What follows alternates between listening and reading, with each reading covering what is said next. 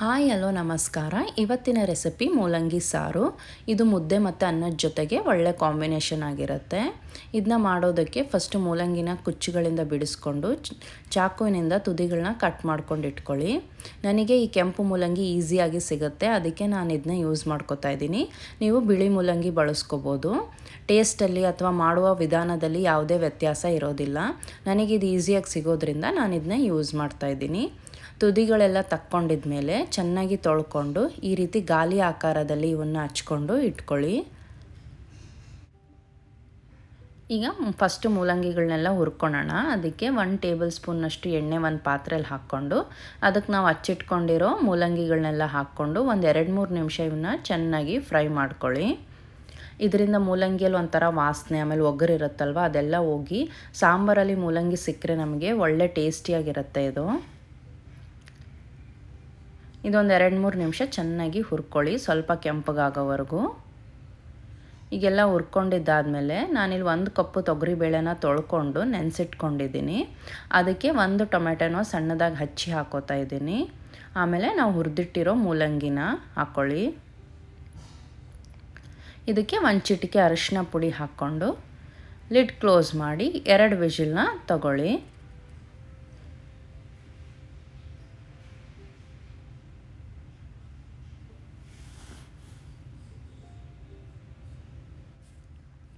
ಈಗ cooker ತಣ್ಣಗಾದ್ಮೇಲೆ lid open ಮಾಡಿ ನೋಡಿ ಎಲ್ಲ ಚೆನ್ನಾಗಿ ಬೆಂದಿದೆನೋ ಇಲ್ಲ ಅಂತ. ನೋಡಿ ಇವಾಗೆಲ್ಲವೂ ಚೆನ್ನಾಗಿ ಬೆಂದಿದೆ. ಈಗ ಒಂದು ಮಸಾಲೆ ರುಬ್ಕೊಳ್ಳೋಣ. ಅದಕ್ಕೆ ಒಂದು ಮಿಕ್ಸರ್ ಜಾರಲ್ಲಿ 2 ಟೇಬಲ್ ಸ್ಪೂನ್ ಆಗೋಷ್ಟು ಹಸಿ ಕೊಬ್ಬರಿ,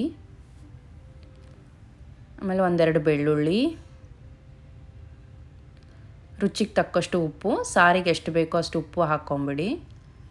1 ಟೀ ಸ್ಪೂನ್ನಷ್ಟು ಖಾರದ ಪುಡಿ, 1 ಟೀ ಸ್ಪೂನ್ನಷ್ಟು ಸಾಂಬಾರು ಪುಡಿ, ಆಮೇಲೆ ಒಂದು ಸಣ್ಣ ನೆಲ್ಲಿಕಾಯಿ ಗಾತ್ರದ ಹುಣಸೆಹಣ್ಣು ನೆನೆಸಿಟ್ಟಿದ್ದೆ ಅದನ್ನು ಹಾಕಿ ಸ್ವಲ್ಪ ನೀರು ಹಾಕಿಬಿಟ್ಟು ಇದನ್ನ ಒಂದು ಫೈನ್ ಪೇಸ್ಟಿಗೆ ರುಬ್ಕೊಳ್ಳಿ. ನೋಡಿ ಇದು ಈ ರೀತಿ ಇವಾಗ ಫೈನ್ ಪೇಸ್ಟ್ ಆಗಿರಬೇಕು. ಈಗ ನಾವು ಸಾರಿಗೆ ಒಗ್ಗರಣೆ ಮಾಡ್ಕೊಳ್ಳೋಣ.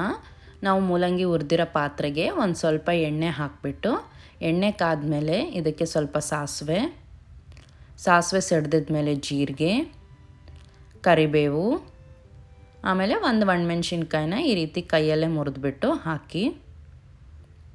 ಈಗ ಇದಕ್ಕೆ ಬೇಯಿಸಿರೋ ಬೇಳೆಗೆ ಹಾಕ್ಕೋಬೇಕು. 1 ಸ್ಪೂನ್ನ ಅಡ್ಡ ಹಿಡಿದ್ಬಿಟ್ಟು ಫಸ್ಟು ಬರೀ ನೀರನ್ನಷ್ಟೇ ಹಾಕ್ಕೊಳ್ಳಿ. ಸ್ವಲ್ಪ ಮೂಲಂಗಿ ಅಥವಾ ಟೊಮೆಟೊ ಹೋದರೆ ಪರವಾಗಿಲ್ಲ.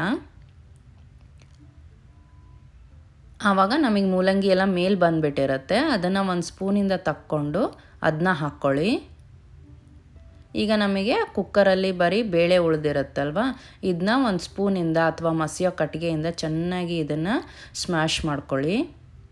ಈ ರೀತಿ ಮಾಡೋದ್ರಿಂದ ಬೇಳೆ ಮತ್ತು ನೀರು ಸಪ್ರೇಟಾಗಿ ಕಾಣಲ್ಲ ಸಾರಲ್ಲಿ. ಸಾರು ಗಟ್ಟಿ ಬಂದು ಟೇಸ್ಟು ಚೆನ್ನಾಗಿರುತ್ತೆ.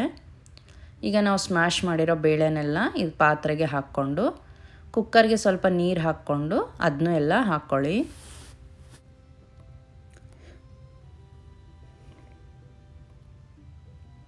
ಆಮೇಲೆ ನಾವು ರುಬ್ಬಿರ್ತೀವಲ್ವ ಮಸಾಲ ಅದನ್ನೂ ಹಾಕ್ಕೊಳ್ಳಿ. ನೀವು ಖಾರ ಪುಡಿ ಇರೋ ಸಾಂಬಾರು ಪುಡಿನೇ ಯೂಸ್ ಮಾಡಿದರೆ ಮತ್ತೆ ಎಕ್ಸ್ಟ್ರಾ ಖಾರ ಪುಡಿ ಹಾಕ್ಬಿಡಿ. ನಮ್ಮ ಕಡೆ ಎಲ್ಲ ನಮ್ಮ ಸಾಂಬಾರು ಪುಡಿಯಲ್ಲಿ ಖಾರ ಪುಡಿನ ನಾವು ಯೂಸ್ ಮಾಡಲ್ಲ, ಅದಕ್ಕೆ ನಾನು ಎಕ್ಸ್ಟ್ರಾ ಖಾರ ಪುಡಿನ ಹಾಕಿದ್ದೀನಿ. ಎಲ್ಲ ಹಾಕಿದ್ಮೇಲೆ ಈಗ ಒಂದು ಸಾಂಬಾರು ಒಂದು 2-3 ನಿಮಿಷ ಚೆನ್ನಾಗಿ ಕುದಿಬೇಕು. ಸಾರು ಕುದ್ದಷ್ಟು ಟೇಸ್ಟು ಚೆನ್ನಾಗಿರುತ್ತೆ. ಈ ರೀತಿ ಚೆನ್ನಾಗಿ ಒಂದು 2 ನಿಮಿಷ ಕುದ್ಮೇಲೆ ಗ್ಯಾಸ್ನ ಆಫ್ ಮಾಡಿಕೊಂಡು ಕೊತ್ತಂಬರಿ ಸೊಪ್ಪನ್ನ ಹಾಕ್ಕೊಳ್ಳಿ. ಇವಾಗ ಸಾರು ರೆಡಿಯಾಗಿರುತ್ತೆ. ಇದನ್ನು ನೀವು ಅನ್ನ ಮತ್ತು ಮುದ್ದೆ ಜೊತೆ ಸರ್ವ್ ಮಾಡಿ. ರೆಸಿಪಿನ ಟ್ರೈ ಮಾಡಿ. ಇಷ್ಟ ಆದರೆ ಲೈಕ್, ಶೇರ್ ಮತ್ತು ಚಾನಲ್ಗೆ ಸಬ್ಸ್ಕ್ರೈಬ್ ಮಾಡ್ಕೊಳ್ಳಿ. Thank you.